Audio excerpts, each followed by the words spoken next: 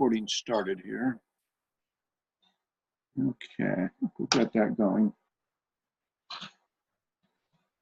Okay, well, I just wanted to spend a little bit of time with you today for this Zoom room, kind of looking at the problem statement, the purpose statement, and might just say a few words about the literature review. Those are the assignments that you'll be working on over the next few weeks. And I just thought it would be good for us to kind of go over these sections of the proposal, together verbally, and we'll kind of look at the assignment sheets together. I just want to make sure that everyone understands those instructions, because sometimes they can be confusing for people. So what I think I'm going to do, I'm going to go ahead and share my screen. Hold on a second here.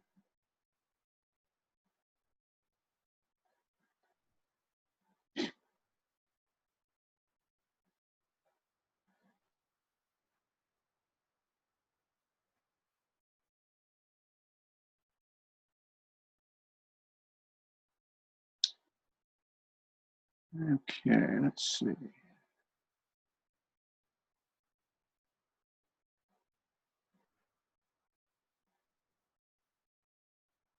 Are you seeing that document that says problem statement on your screen? Yes, sir. Okay, Yes. good. Yes. Okay.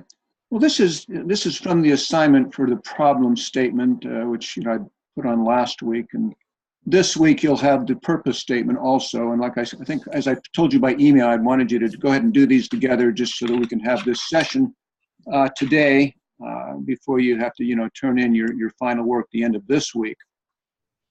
So let's just look at the different parts of a problem statement. A problem statement, as I'm sure you know by now, basically describes the issue that you're dealing with. In the first week, you pulled out a topic, and sometimes a topic might be a bit broad, and the problem statement is really where you work at trying to narrow the focus of that topic a bit, just so that you can work on it within the time framework of a dissertation. So what we've done is we've listed three areas that seem to be appropriate to a problem statement, and I want you to follow these. We would begin with kind of an introductory sentence, and it kind of helps introduce the reader to what's happening there. I'm going to show you an example here in a moment. Let me just kind of get these out there. So we have a kind of a starting sentence and then a paragraph. You just go on into that first paragraph and maybe just give a few sentences that just talk about the background of that problem. And it's good to have at least a couple of references in that paragraph just to help document what you're saying about the problem. And hopefully this will become a little more clear when I throw you some examples. A second part is kind of might be another paragraph. It says here to summarize a few past studies that have addressed the issue with documentation. The idea here is not to list many studies, but to indicate broad categories of relevant studies with one or two examples for each category. And as I show the example here, that might become a little more clear. And then we end the problem statement section with a paragraph that summarizes the significance of your study in view of some of the other studies that have happened on this particular topic. One uniqueness for your problem statement, what you're working on, will often just be the fact that you're applying some concepts to a particular context, wherever you're located. There's kind of a difference between a PhD degree program and then what we call our two doctoral programs. We have the DMin, the Doctor of Ministry, and we have the DTL, the Doctor of Transformational Leadership. Those two degree programs are often called practitioner degree programs, and using that term to distinguish them a bit from a PhD, which is often much more research-oriented and trying to add new knowledge to the body of research, research knowledge that is, within our whole academic community. For our purposes, like I say, a DTL and a DMin may not necessarily be adding brand new knowledge to the academic field, but I think, as I just said, the uniqueness or the significance of your particular project may be the fact that you're applying some concepts to your particular location or setting in a way that has not been applied before. And that's what will make your project. Now, you may be doing something new that's adding brand new knowledge to the whole field of academic knowledge and the whole church community, and that's fine. But I just want to indicate that it may not necessarily be that the significance of your project will be that you're adding brand new knowledge, okay? So that's what I'm saying. Number 3, summarize the importance of your project in view of other studies and efforts that have been done in relationship to the problem. In last sentence, though, one way your project may be unique may be that you are applying specific transformational principles to your particular context in ways that have not been tried before. And that's really the focus of a practitioner degree. It's the fact that you are doing something in a very practical manner in your particular area. Was someone wanting to say something? Okay, I was getting some feedback there on somebody's microphone. Okay, let's look at an example here for a moment. Let me pull another screen over here onto the, let's see.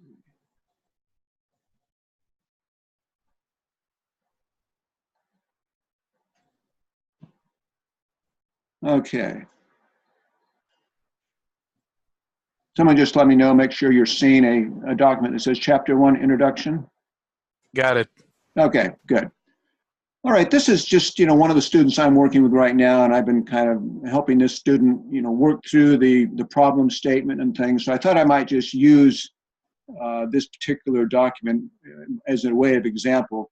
This person is doing some work in Malawi, and of course, an area of a lot of poverty, which some of you are in areas of great poverty. So just give you a little of an example on how this particular problem statement goes, and then I'll go ahead and put this on the info page so you'll have it as a reference. But I just kind of want to talk through it for a moment. Okay, this particular dissertation, the formal problem statement starts here. Okay, it's often customary though you might give a paragraph or two that just kind of introduce even the problem statement. And that's what this student has done. And oftentimes, the introduction may be much more general. And then as you get into the actual problem statement, we narrow the focus down to a particular aspect of a general topic that is being discussed. For example, okay, we have here, in this case, we have the general topic of poverty in Malawi. And I'm going to have to turn off my video because sometimes I have some issues with the video. They're going to come out and work on some things on my computer this afternoon. Okay. Okay, but you're kind of looking at this document. So what this student has done starts out with some general thoughts about Malawi. Malawi is the 3rd poorest country in the world, according to the 2015 Global Finance magazine. Okay, now notice the student has kind of given an indication of what, a general way, what the topic here has started this particular introduction with a documented statement. That this is the 3rd poorest country in the world, according to this particular resource, the Global Finance magazine. And it says, the poorest country in the world is Central African Republic, according to the 2014 report from Malawi Poverty Reduction Strategy paper. Poverty in Malawi is widespread and deep and severe. Okay, so a lot of these the first part of starting Chapter 1 is kind of an introduction to the topic. just makes some general statements about poverty in Malawi, kind of goes on and quotes some other statistics. Okay, so that's kind of an introduction. But then we get to the actual section that we call the statement of the problem. And of course, this person used the statement of the problem / hypothesis. You don't need to have that. You could just say the statement of the problem. So now we're going to get into a little more specific. What aspect of poverty is this student going to address? Okay, this student is going to address the Malawi Assemblies of God group. The Malawi Assemblies of God pastors and executive leaders need at least a basic knowledge of economic theory and practices with emphasis on entrepreneurship and wealth creation principles in order to help foster positive economic outcomes among pastors and lay people. Okay, so this particular student, this is the issue that he is going to work on. He's going to work on the issue that Malawi Assembly of God pastors seem to be lacking knowledge on the whole area of poverty and how to begin to address this in some constructive manner within their local communities. Okay, now we couldn't, again, a topic that just said, my topic is I'm going to address the topic of poverty in Malawi. Okay, well, that would be much too broad. To address the whole topic of poverty in Malawi. But to take some aspect of that particular issue, that problem, and begin to find some ways that this student can address that issue, that's what this student is doing. He is saying he is specifically going to work on a project that is going to, and what he's going to do, he's going to create a curriculum that can be used with Malawi Assembly of God pastors. And in that curriculum, he will be dealing with, principles of entrepreneurship, principles of wealth creation, etc. Okay, as he gets into he's made that the first statement then of his formal problem statement. Here's another documented piece of information that he feels is relevant to the issue. Church leadership is critical to drawing people out of poverty in Malawi. The Acumen Fund report concedes that no meaningful poverty alleviation intervention can make a lasting impact without engaging and developing local leadership. And so, and he's using a Turabian format, so he's got a footnote here, and the footnote, of course, for the Acumen Fund is at the bottom of the page. When pastors understand economic theory and practice, they'll be able to teach principles to their congregations that can help bridge the gap between the rich and the poor. And so, as you see, this particular project started with a general statement of poverty in Malawi, gave some documentation to substantiate what he's saying, and then he begins to narrow the topic within the formal problem statement by saying, okay, now he is going to deal with Malawi Assembly of God pastors and what can be done with that particular group, which in turn, of course, will address the bigger problem, poverty in Malawi. Okay, so that kind of is the introduction. In the problem statement, he's kind of given the introductory sentence, Malawi Assembly of Gods, etc. And then he gives a little background and a few other statistics that are relevant to this particular issue. He makes a few more statements in terms of background. The gap between the rich and the poor has not spared the church and not even the pastors. And an unpublished report of the former treasurer of the General of the Malawi Assembly of God regarding the economic outlook of local Malawi Assembly churches shows that there is a very wide gap between rich and poor pastors. And so he kind of gets into some of that background in terms of what he is going to do. And he gives another background statement. The question may be asked: Why is Malawi poor when she is blessed with a majority of the population of believers? With a majority of a population of believers, this project is based on one possible answer, which would be a lack of religious leaders in Malawi who are well informed on economics. And so, just a little more background and insight into the problem he's dealing with. This will be kind of his last statement. He's going to kind of talk about, okay, what is we had three things. The first paragraph, or first couple paragraphs, was an introduction sentence and a little bit of background. Our assignment says, then try to summarize a few past studies. What he did, he kind of just integrated some studies and used in his documentation, and that's fine. You could do it that way. Some studies will say, okay, there are many studies on the concept of poverty and in Malawi. And then he could say, here's some examples of some of those studies. And so he could have done it that way. But the issue is, somehow you do need to integrate some of the studies, some of the reports that had been done on your project. So what he's done, he's kind of integrated these in various places. As you look at some of the footnotes, those are some of the studies that he has looked at so far that seem to address this whole issue of poverty and poverty in Malawi. And he's talking about the issue about the need for leaders to be well informed on economic principles, and then he cites some documentation that backs up that claim. His final paragraph, and we'd said, the final paragraph should somehow summarize what's the significance of this particular project in relationship to the issue.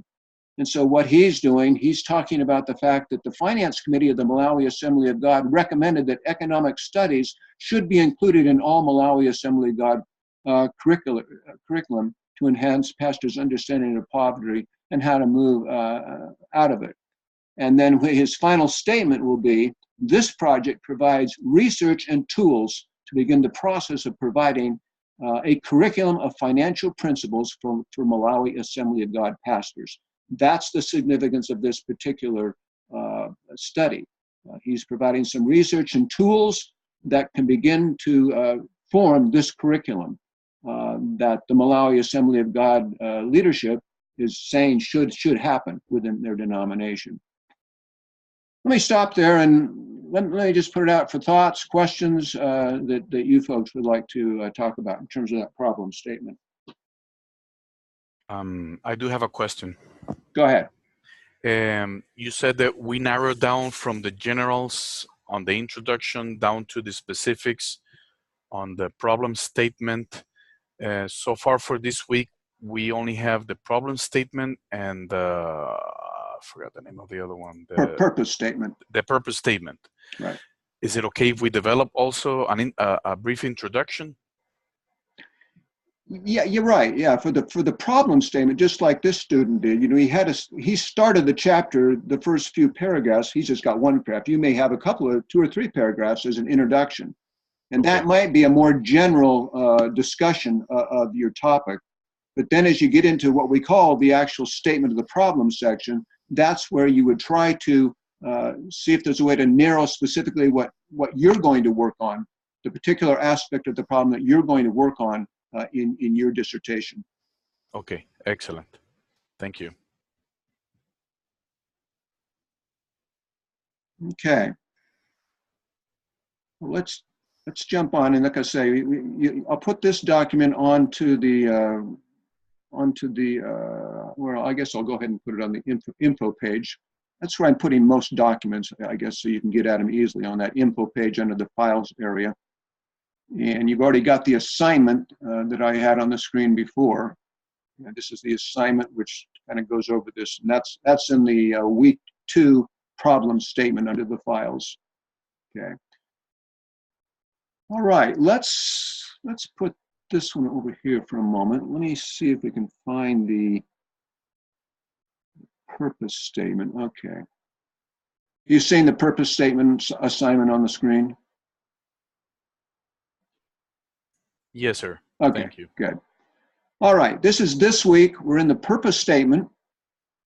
And again, the problem statement defines the problem, basically just what it says, okay? You're not really saying a whole lot about what you're going to do about that problem, other than probably the final statement that tries to see what's the significance of your project in relationship to the problem. Now in the purpose statement, you get a little more specific in terms of what you're going to do in your particular project, okay? Again, the purpose statement section describes how the final project will address the issue described in the problem statement, okay? Uh, and as previously stated, BGU doctoral project involved action research, resulting in a transformational process contributing to positive changes in the lives of people and their environments. Even as I said earlier, the DTL and the DMin degrees are considered practitioner degrees. And therefore, we want to make our dissertations very practical. That's why every BGU dissertation will contain research in the forms of, the literature research that you'll do. You started that the first week as you started looking for some sources. It will involve what's called empirical research, which simply means research that you do with people within a particular context. There's various kinds of research. There's other kinds of documental research too, where you may just say you're working with an organization and you maybe look at some of the board minutes or some of the founding documents of that particular organization, or the mission statement, or the purpose statement, the value statement, the vision statement. You may have some documental research along with the outside literature. But anyway, that's all part of the research. But every BGU dissertation needs to also include an intervention strategy where you are showing that you do something in a practical way to address the problem, along with the documental research, the literature research, the empirical research that you do with possible people within the setting. But anyway, 3 essential components that we will talk about here for the purpose statement. We're saying in 3 to 5 paragraphs, purpose statement should contain a brief summary of what you hope to discover through the data gathering phase of your project and what you hope to accomplish through an intervention strategy that you'll implement. And here's the kind of the 3 parts of a purpose statement. Again, the overall intent. You might just begin this section with a paragraph, just kind of summarizing what you intend to do. Okay, the person that we were working with before, let's just bring that back over here on the screen.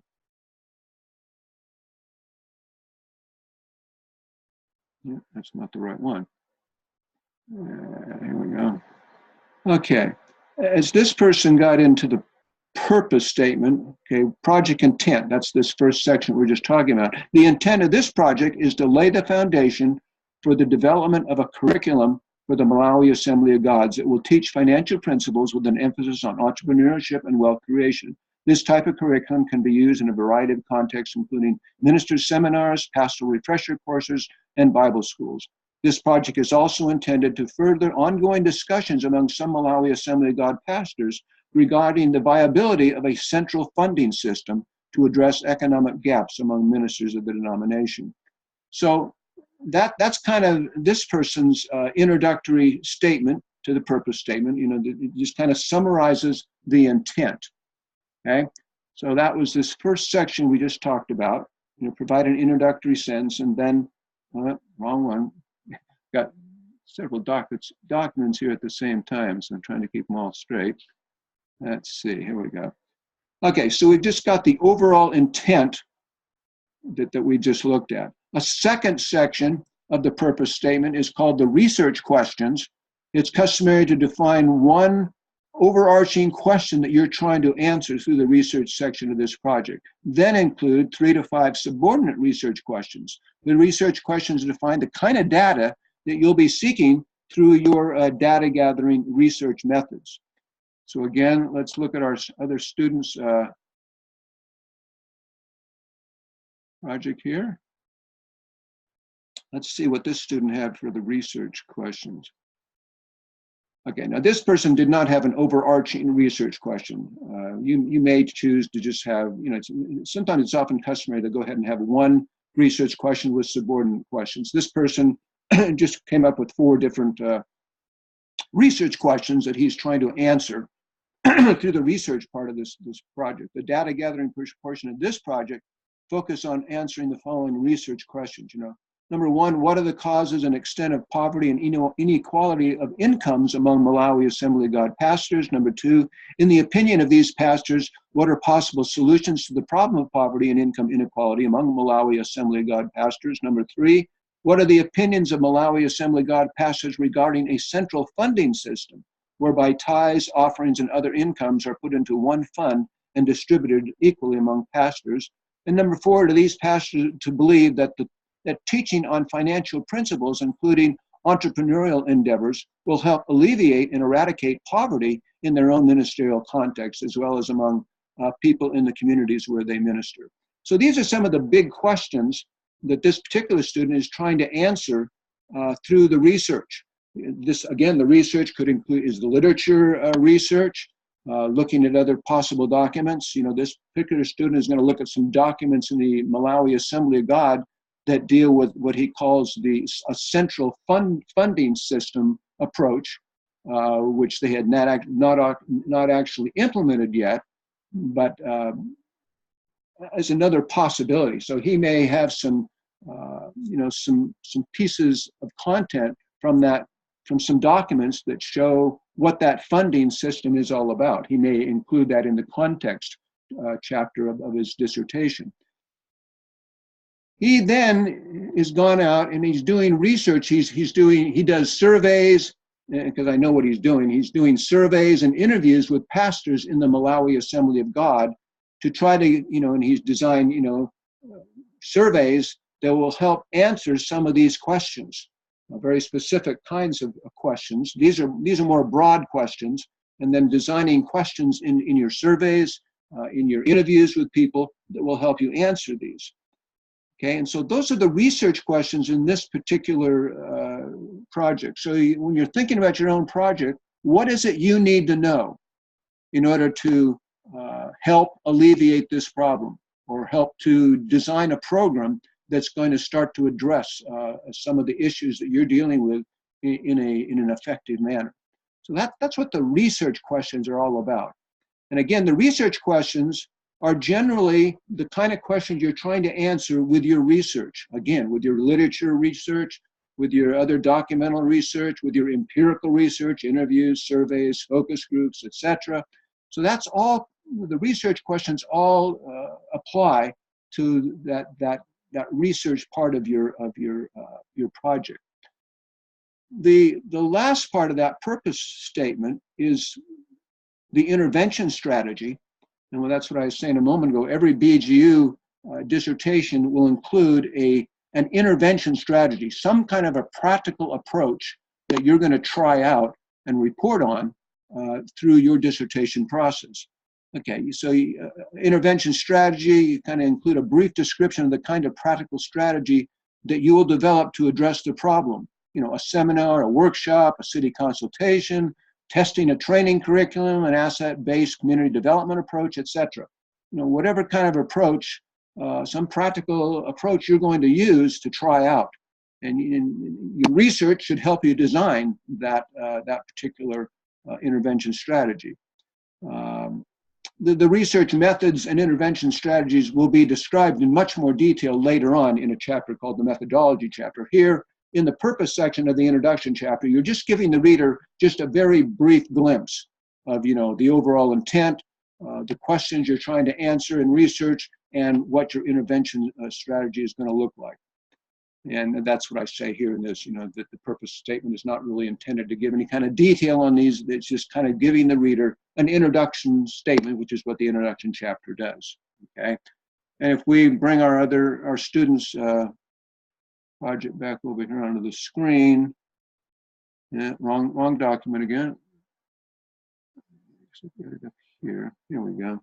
No? Where did it go? Okay, here we go. Okay, we had the research questions.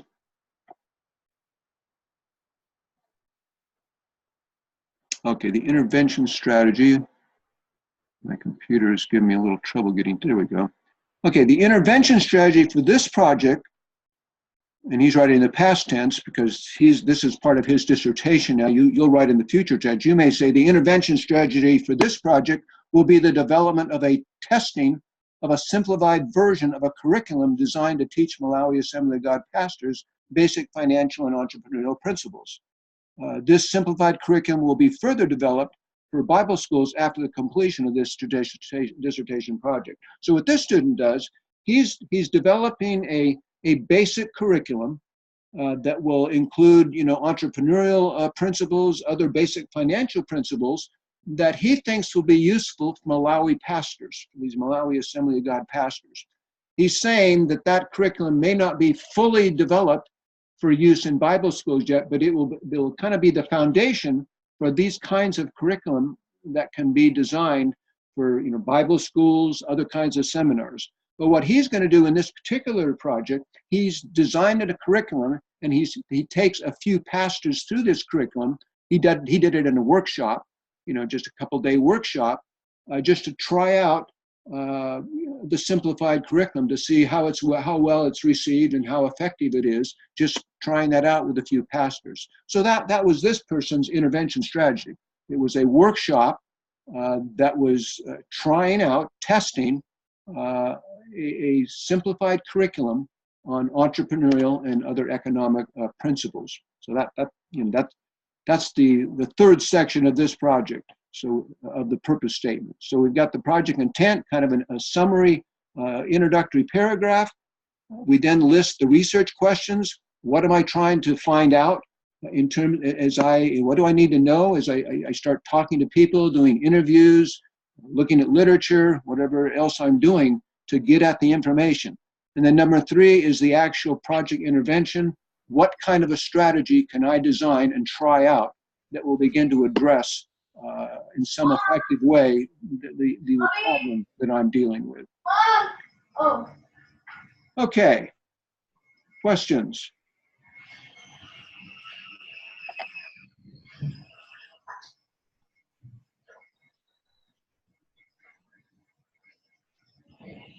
I think we're very clear, just following item by item on this guide. Good. All right. I want to just make a few more comments because I think next week you'll start working on a little more of the literature review. And again, all these sections, you're kind of working out kind of the sections of these chapters in a very basic way here for this class. As you are able to spend a little more time on some of these sections after this class, as you're in the whole dissertation process, you may have a better idea of what's going on, because I realize you're doing very preliminary research into these issues, but I'm trying to give you practice in developing these sections. Okay. What you're doing in this class, you're trying to get through, and you may have fairly well-developed sections. I'm going to give you feedback each week. You're working on the problem and purpose statement. When you turn that into me this week, I'll try to give you some, practical ideas that will help you design those statements, maybe even a little more effectively. But by the time you finish this course, you'll have a basic rough draft proposal, is what I call it. And I'll issue a grade to you just in terms of the effort I've seen you working on your project, your proposal project throughout this course. After you finish this course, hopefully you'll have a dissertation supervisor by the end of this course. And if you're struggling with that issue, send me an email, and sometimes between myself and Judy Melton and a few others, we can sometimes find someone who maybe will be appropriate, who's on our faculty. But if there's a faculty member that you have worked with well, you can just email that faculty and say, would you be willing to serve as my dissertation supervisor? And a dissertation supervisor gets a fee. I think it's like an $800 fee for working with a student, over the 9 or 10 month period. That supervisor will read your chapters as you turn them in, as you get into the dissertation writing.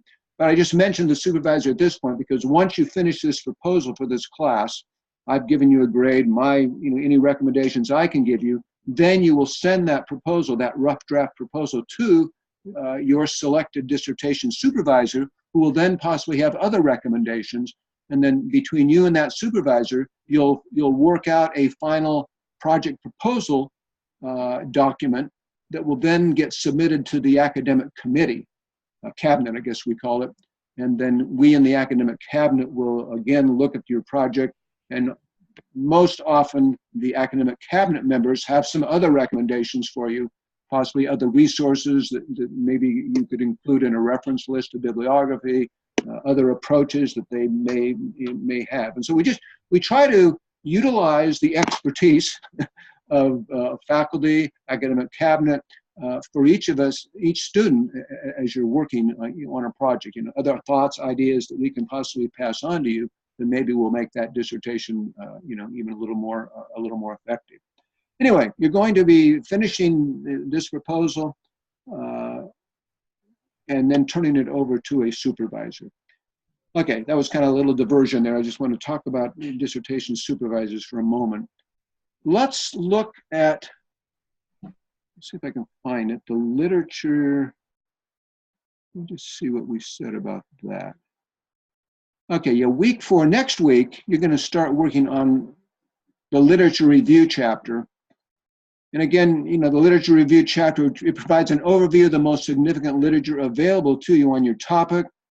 The BGU final project handbook uses the term conceptual framework in describing this chapter. This term simply refers to the theories and approaches that are relevant to your project.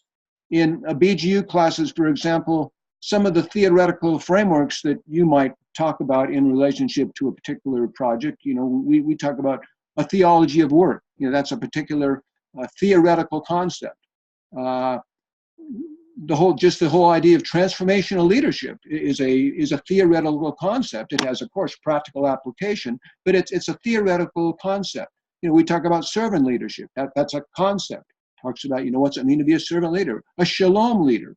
If you've run across, the 8 perspectives, you'll know more what it means to be a shalom leader, helping to bring peace and what's well-being, I guess, the word I'm looking for, in a particular area. Reflective leadership, reflecting what God is doing in my life and the life of people. Those are all concepts that we may apply. The term asset-based community development, maybe some of you have studied that particular, there's a course we have called asset-based community development at BGU. That's a concept. Again, they get applied, but they're concepts. So, when you're looking at a literature review chapter, you try to organize it according to different areas of knowledge, wisdom, that seem applicable to your topic, okay? When you started doing your library search, your online searches, you would, maybe enter a topic, servant leadership. Maybe found some, you may found so many titles in that. You may had to narrow that topic, servant leadership in the context of a church, servant leadership in the context of education, servant leadership in the context of business enterprises. So, you've entered it. Say you're working on let me get through this first, and then we'll go back to the students' project. This chapter is generally organized with subheadings that describe theoretical contents that relate to your project. You need at least 3 topics. The final project handbook distinguishes between a literature review and an annotated bibliography. And we need to kind of make that clear, because sometimes students just kind of will give a book report, and that's not really what we're looking for. A literature review is not an annotated bibliography. An annotated bibliography simply provides summaries of groups of sources without relating them to each other. In a literature review, you discuss content from various authors in a topical, interactive manner, as you might do in a conversation.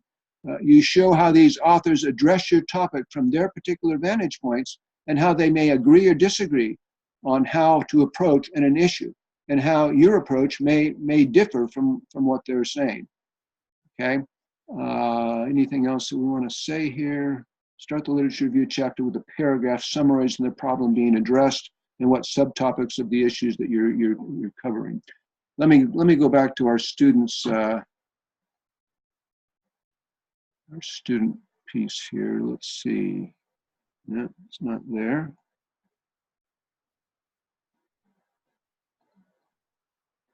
Okay, this is from this dissertation from the student that we're working with.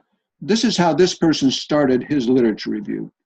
He said the ever increasing gap between the rich and the poor in the Malawi Assembly of Gods has many varied causes. This project has been developed based on a biblical theological framework, as well as research based on various transformational leadership models for community development. Okay, now there's two conceptual frameworks. First, he's talking about this, his project is based on a biblical theological framework, and he's going to deal with some of the biblical theological issues. And number two, he's also going to be dealing with various transformational leadership models as they apply to poverty among Malawi pastors in his context. This chapter begins with a theological discussion on get my mouth working here. This chapter begins with a theological discussion on root relational causes of poverty. This chapter then goes on to discuss specific sociological, psychological, and political causes of poverty in Malawi. The chapter concludes with content related to the role of the church, and specifically the role of the Malawi Assembly of God as related to the alleviation of poverty. So what the student has tried to do, he's kind of given an introductory paragraph to the literature review chapter, talked about some of the approaches, we'll call them the frameworks, the conceptual frameworks. Again, a biblical theological framework is where this person's foundation is, and also transformational leadership models for community development. Some of the very kinds of things that you study at BGU. So he starts his literature review with the first subtopic: root relational issues related to poverty. And so here he's going to talk about, he quotes some authors, Brian Fickert and Steve Colbert. They have something they call broken relationships between humankind and God, between humankind and self, and between humankind and the rest of creation. They see a relationship with God as a primary relationship to the other three relationships. So what he does in his literature review, he's going to talk about some authors who deal with this particular issue. Again, since at BGU, unlike a lot of more secular schools, we have a whole chapter devoted to the theological section. So you may just briefly indicate some of the sources that are touching on the theological framework here in the literature review, with the idea that later, as you get into a full chapter, you're going to develop the theological section. Okay, what he does, and I didn't put out the whole literature review, but what this person does, the second section will discuss some of the causes, the assumed causes of poverty in Malawi. And so he'll look at issues like, political corruption. He'll look at community development issues. In that section, he looks at corruption, crime. I just trying to remember some of the ones. But he has his second subtopic deals with causes, assumed causes of poverty in Malawi. And then his third section, when he gets in his third big section, he'll talk about the role of the church, and specifically the role of the Malawi Assembly of God. And he'll bring in literature in that section that deals with what has been written about how the church can function to help alleviate poverty in areas. And then he'll also specifically talk about Malawi Assembly of God Church, how those pastors and people in that group can help alleviate poverty within their area. But again, the literature review chapter is dealing with the literature that talks about these issues. Okay, and talking about Linda Smith sees working with poverty in this way, which is somewhat similar to Fred Jones, but maybe a little different. So what you do, you're organizing the literature review according to topics, as opposed to organizing, a literature review, a book review. When you're in a course at BGU, you organize that chapter according to titles of books. And each subheading might be the title of a book. In a literature review for a dissertation, you don't organize your literature review according to titles of books. You have broad topics, and then you bring sources and books into the conversation as they relate to that particular topic. Okay, any thoughts or questions on that issue?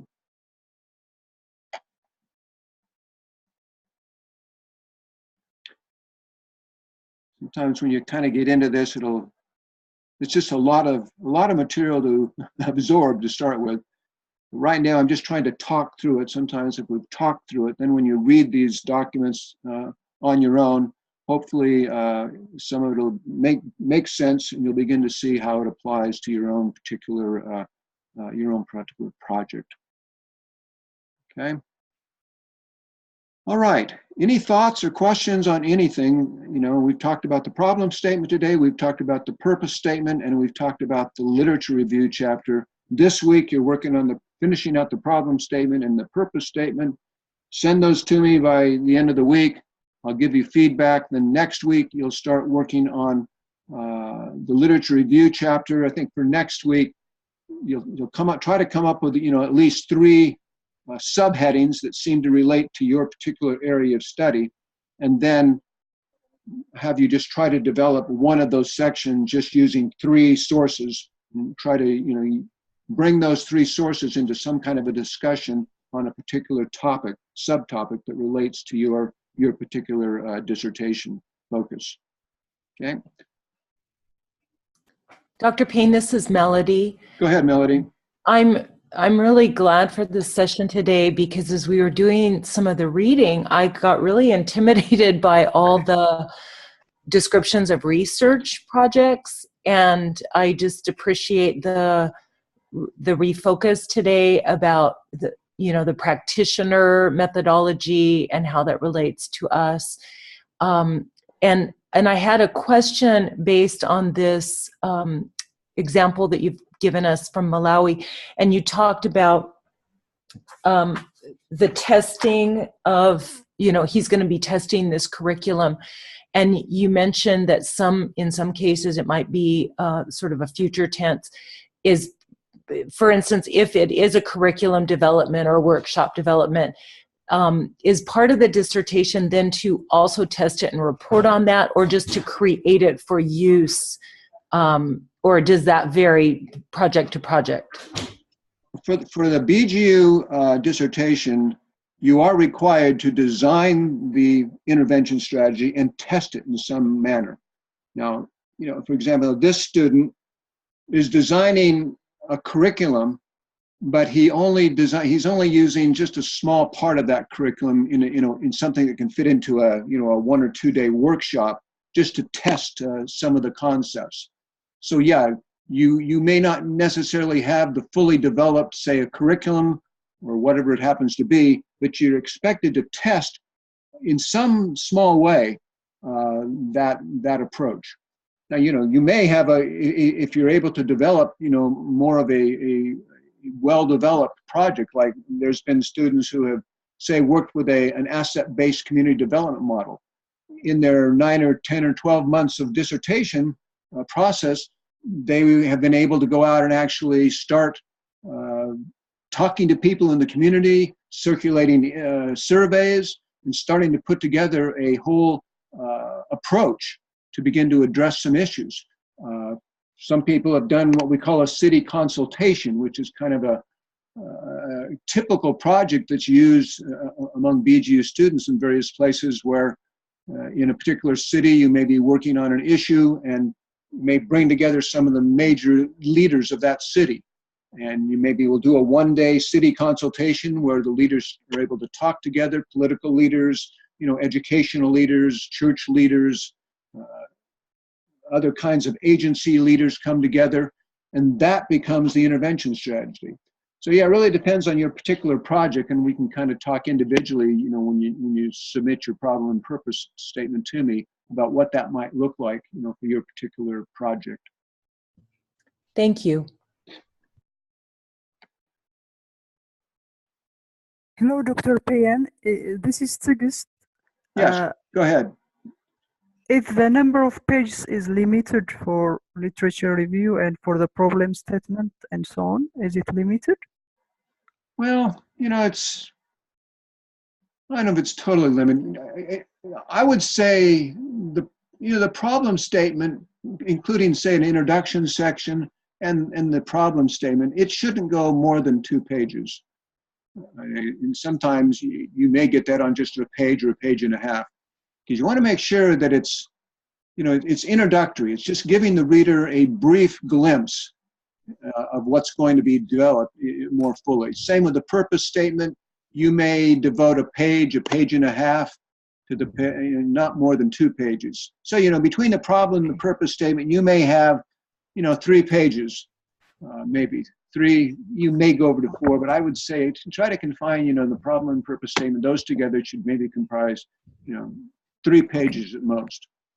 The literature review, that of course is going to be a little more hefty. For the literature review, the handbook now says you need to include at least 20 sources into your literature review.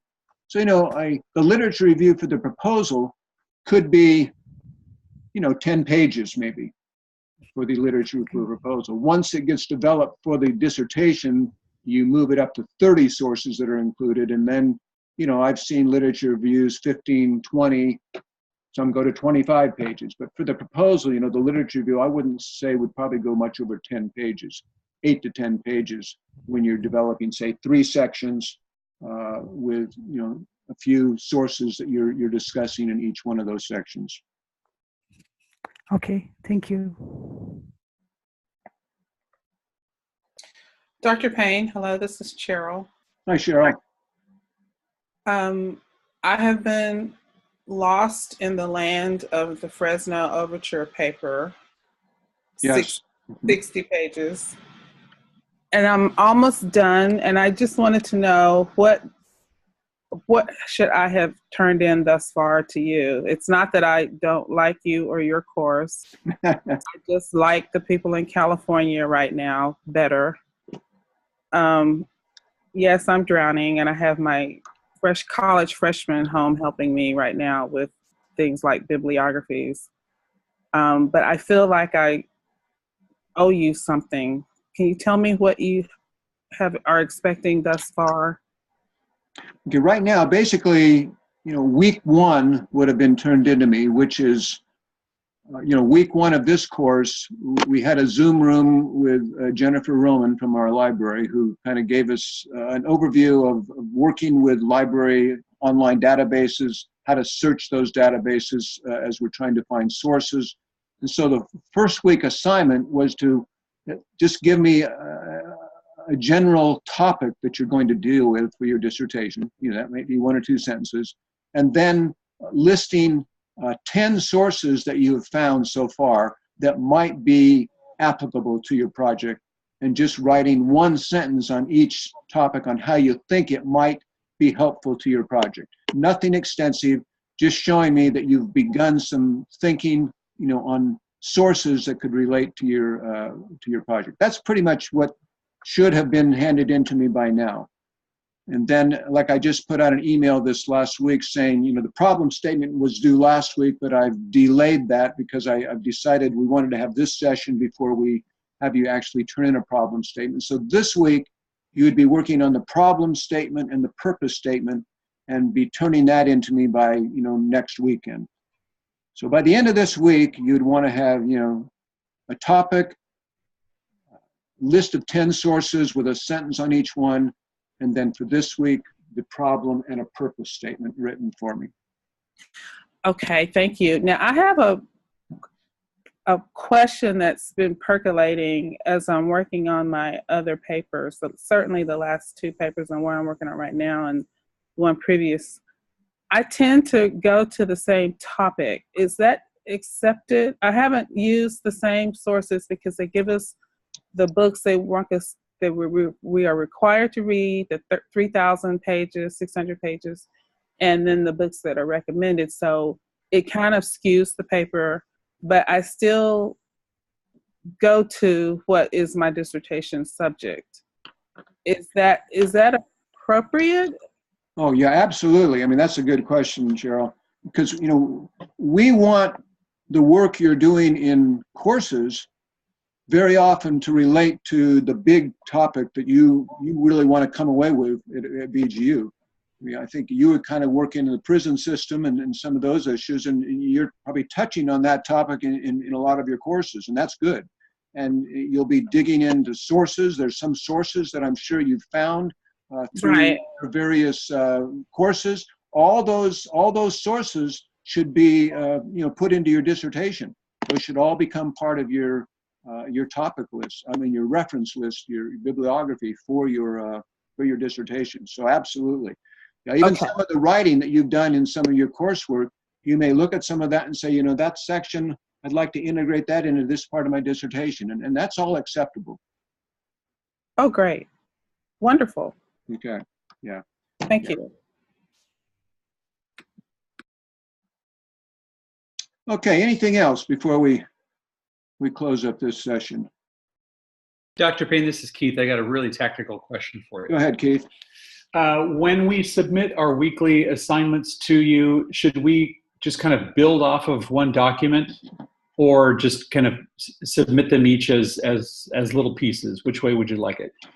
I really want it all to be one document. Yeah, I'd really like to just take the same document and keep uploading it to me each week, because that helps me, because I can kind of look back over what you've been doing and seeing if it's seeming to all kind of fit together well. And then I can kind of give you any pointers or thoughts that I might have as I see that whole proposal developing. So yeah, same document, just keep uploading to each week with new content that you've added. Okay, that's great. That's how I was hoping, so I wouldn't have to have all these broken pieces and then bring them together. So Yeah, perfect. right. Thank you. Excellent. Yeah, Yes, so I had the same. The idea is that document will be fairly well developed by the end of the course, and then you could just carry on with that document as you maybe refine it a bit, and you and your supervisor talk it through a little more. Great. Thank you. Excellent. I have the same question. Okay. Did that get answered for you? Yes, sir. Good. All right. Okay. Well, we've done a little more than an hour. You say this session has been recorded. If you want to re-listen to it, it'll be there on the info page under Zoom Room 2 for week 3. I will again upload this sample document of the problem and the purpose statement, and then that first getting that literature review part started. You'll find these assignment pages under the appropriate weeks. The problem statement was under week 2, the purpose statement is under 3. Then next week you'll see the literature review instruction sheet under week 4. In that area that I've been putting those for each week. Okay. All right. Well, I think we're going to end our session. Again, I just appreciate the work you're all doing in the discussion groups. I do follow your discussion groups. I will be looking into what you've been doing a little more the next couple of days, and I'll send you some feedback on your discussion groups. Make sure that you're doing what you need to be doing to kind of get the grades that you need to get out of those discussion work. So yeah, you are broken down into groups of 4 or so, and hopefully you can talk a little more intimately with each other and help each other work on these project statements a little bit. All right, I think we're going to close up shop and be talking to you online. It's good to have all you with me today. Thank you. Thank you. Thank you, everyone. Thank you. All right. Bye. Bye-bye. Goodbye now. Goodbye. Bye. Thank you.